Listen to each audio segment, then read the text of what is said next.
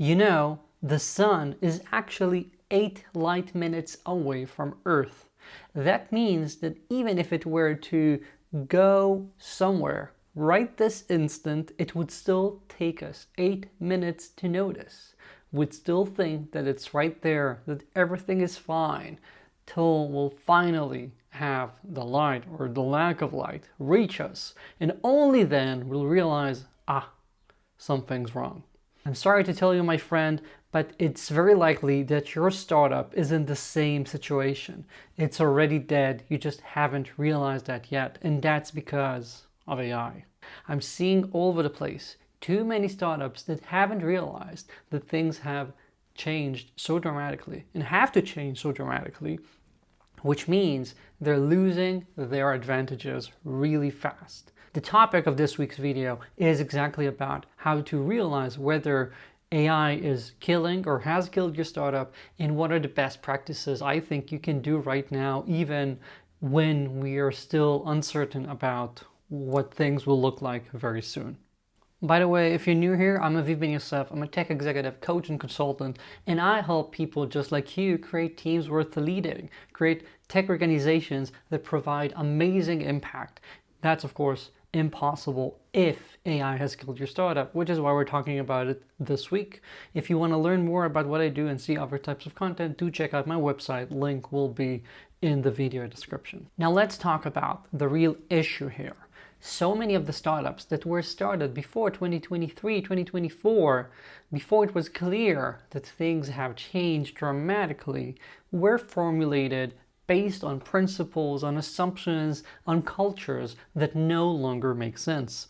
The issue is that changing these, because they are so root to our existence as a startup, is extremely hard. Now, why is the foundation so wrong? First of all, because it was created back when the world was different. Even as simple as the fact that you have the headcount that you have, because back then maybe growth almost always meant headcount growing in a specific way that no longer makes sense, or because you raised money and your evaluation is based on certain premises that no longer make sense. Perhaps you even thought that the headcount was part of your evaluation, having all of these talented people, where now you're like, do I even need all of those people? Or you had the importance that you thought on getting first to market in certain ways, and now you realize that a lot of the things that were your moat, your technological moat, are no longer moats because it's so easy to replicate them with the new tools. So strategically, what have you really got? So much of what you assumed required manual labor no longer is like that, maybe because you had a lot of analysts, maybe because you had left so many parts of your system to be manual, like I'm seeing all over the place in startups in every different sectors, because things were that hard and we thought, yeah, okay, we'll fake it till we make it. We'll start it in this way and only later we'll replace it. But now newer companies are starting from point zero with a situation that's extremely different, meaning that they're starting without all the baggage you already hold. So essentially, you started your company in a different world, and now there's this incompatibility. However, making the transition is never easy because, there's a saying about the fact that you cannot rely on someone to change their beliefs, to understand something, if that understanding means they can no longer believe in how they're making their own money, how they're earning their salary. So if the company has to realize that it has grown way too much, that what it thought where just investments no longer make sense and we don't need entire teams or stuff like that, it's a lot less likely to originate from the people themselves, because again, it's like, cutting off the branch you're sitting on. We're not going to be doing that voluntarily most of the time, and not even maliciously. We just have this sort of blindness forced upon us by our brains in order to protect ourselves. So what can you do? Let's start with realizing the fact that the new startups are starting from point blank so differently, meaning that they have things that you think they don't. For example, maybe you think you've got the incumbent advantage. You're already there, you've started, you have a brand. Okay, all of those are true to a point. However, it's critical to understand that a lot of the things that you thought gave you months or years of an advantage have now turned into weeks. And a lot of the things that you thought were your advantage, like the team that you already trust, etc., are now weighing you down because a new company can do things. Being, AI native, AI first, they can start things completely differently, run so much faster, install solutions that you never even had considered. So in the root of your culture, of your product premises, of the product strategy, you have things that have already taken hold of the company, of the entire way you view the product, because you had assumptions, you had axioms that are no longer axioms. The world, again, is different. So those new companies do not have the incumbent advantage, but in this case, it's the incumbent's disadvantage. These new startups start with way less people, with people who are already adjusted for the AI revolution. So they already have people there that don't need to be trained. They understand the importance. So they're starting with that in mind. They have product people who view this from the get-go. So they don't need to think, how do we make AI fit into this? They've started this as their first assumption.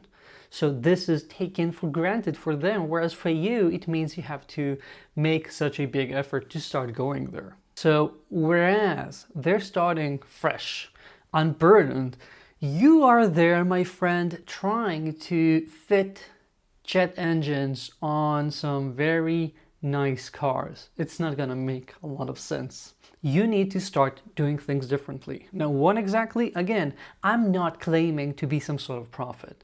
I'm not claiming to know exactly where things are headed, but I can share what I already have seen working for companies making these transitions, what I think is just the right sort of risk management for this, and how you can start moving toward a healthier, more AI-aware company. So you have less risk of having AI kill you.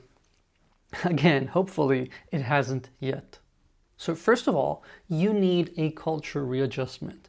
Really at the executive level, at the senior level, everyone doing product engineering and a lot of other roles have to fully embrace AI, as in take time and think about it and start toying with it, start learning about it, and realize that whatever assumptions they had, whatever ego they have related to what you've already created, to the size of their teams, all that no longer matters. And if you see that the people you have around you aren't in sync with this, you need to kick them out. Really, it makes no sense to delay this any farther.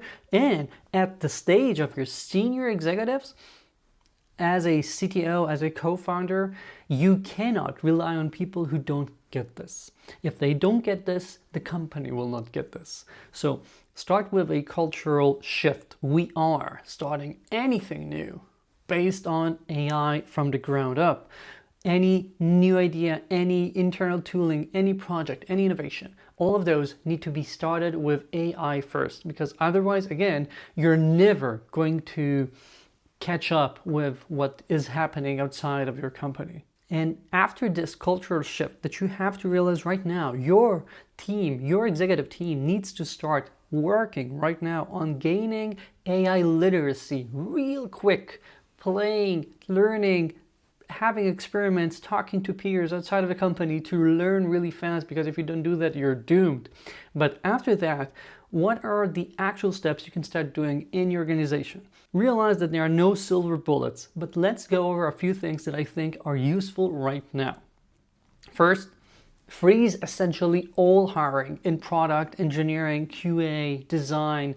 I think that your default stance should be to just say, no, we don't need any more people unless you can make a stellar argument for why that additional person will have a tremendous return on investment for the company. Something that will almost immediately provide you with value you cannot create right now. Because otherwise, you are better off sitting and thinking, how can we make up the extra volume that we need in engineering, in product, whatever, with improvements to how we're operating? How can we do more with this? How can we start working smarter, not harder, not having more people typing at keyboards, but having the impact of every human hour have more leverage?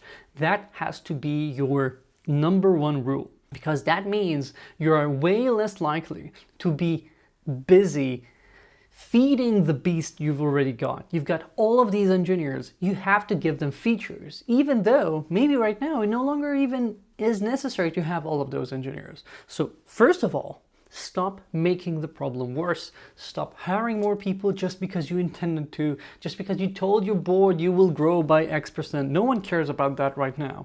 What you need to do is to start ensuring that any growth is directly related to actual impact, and therefore we will grow most of all with improvements internally and becoming better, as opposed to bringing in more people.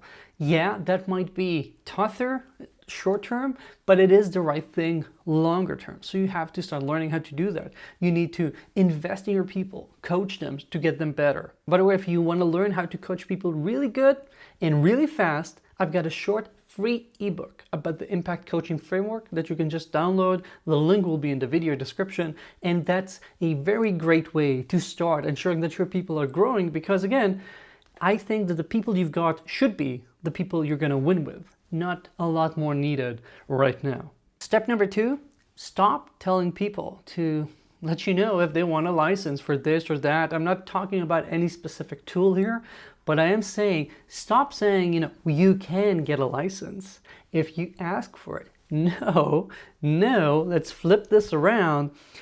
You should now get a license for every single person. Decide on whatever tooling you want, be it Cursor, ChatGPT, whatever you want. Decide on the stack for your people. Get it, put it in front of their faces, ensure that any person has it set up, and start with the expectation that these tools will be used regularly from now on. This should be the default. Don't wait for anything, start doing it right now. Stop saying, yeah, I gave them the ability, I gave them the access, I gave them permission. No, put it in place. Have people start using it. It is impossible to keep waiting here. You have to get moving. You have to make people start using things, even if they're learning as they're doing. It's better to be in a mode of using it and learning, as opposed to always waiting for the perfect moment, waiting for when I'll have the time to do that. No, starting this second, everyone's using these tools for their work. And you better have a great excuse why you're not using it for some specific issue, because the default is using them. Step number 3, build an internal guild. You probably have people who are experts in front end, mobile, back end, whatever you've got already, but I want you to have AI expertise built into the company and as fast as possible. I hope you already have the right spots. The bright spots are the people who already are interested in AI, already are playing with it, that you can rely on those to become the champions. Make them the AI guild, make them start moving between different teams, between people, collecting what's working, what's not, sharing knowledge, pushing things into others, ensuring that we're all learning really, really fast. Things are changing so fast outside, and therefore you have to have people who have like one ear on Twitter or whatever is happening outside to ensure that you're pulling into the company all the important things that are happening. So have that AI guild. If you don't have anyone immediately, find the person or two who can be the senior engineers leading this, because this is critical.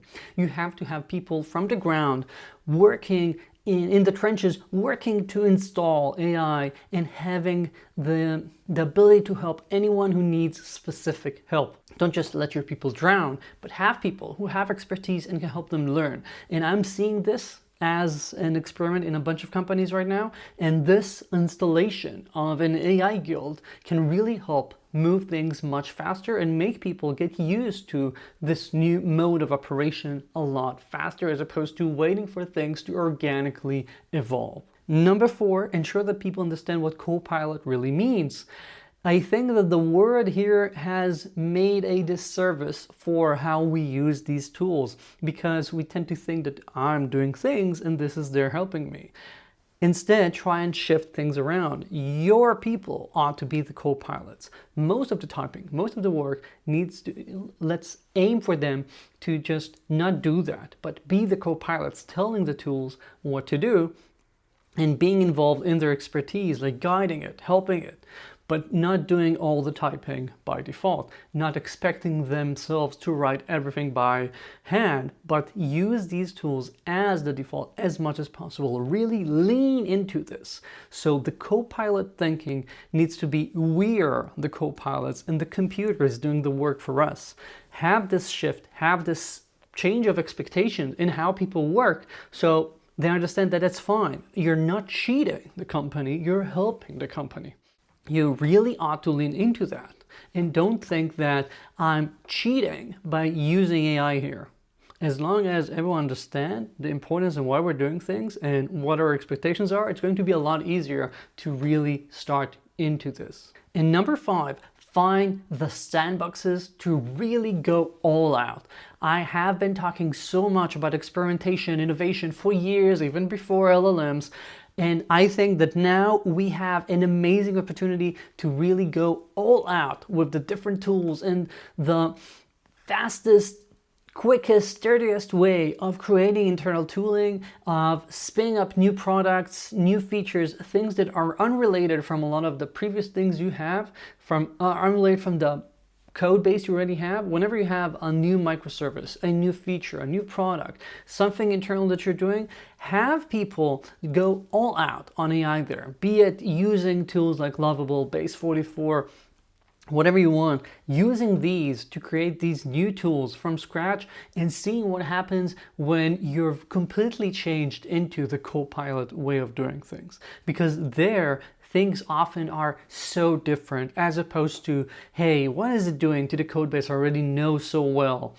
And when we do that, you will learn much faster. You will see at the extreme what's possible, and therefore we'll be able to see more clearly where you can lean into it even more in your existing code base. So find the sandboxes, find the opportunities in your innovation, in your experiments to go all in with AI and make it your way of doing things. So you can actually experiment much faster, you can learn much faster, and this is a win-win. Your people learn much faster, the company gets innovation much faster. Why not do it? Why not have people celebrate it for real? And I've got a different video about the importance of these experiments, and I'm going to link to it. If I remember, you're going to see the video card somewhere here. To sum all of this up, I want to again stress the real danger. That is not of having your company learn AI too slow, it's of not realizing that essentially most of the things that worked for you so far are now working against you.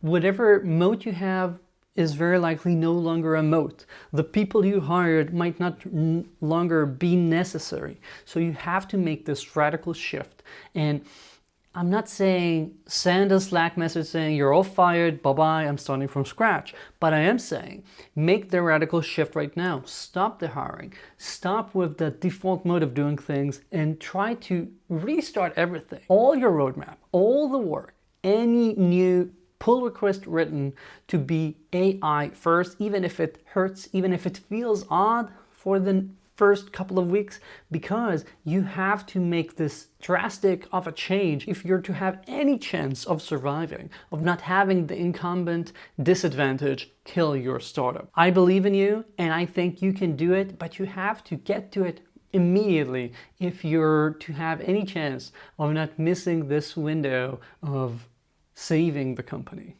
Again, I'm not into FOMO, but I genuinely believe this as a default for any company I'm seeing right now. So this is sort of me trying to help the companies I'm seeing all around, because I feel bad about them. I feel bad for them. I see that a lot of them are still working in that groove they already have, that they're already in, without realizing that everything around them is just completely different by now. So lastly, you don't need to become an AI genius. You just need to ensure that you're not letting the old way of doing things kill your company. You have to get moving. Thank you for watching this, and if you liked it, please do let me know, comment, share, subscribe, because it really helps me and it's going to help you even more in the future. See you here next week.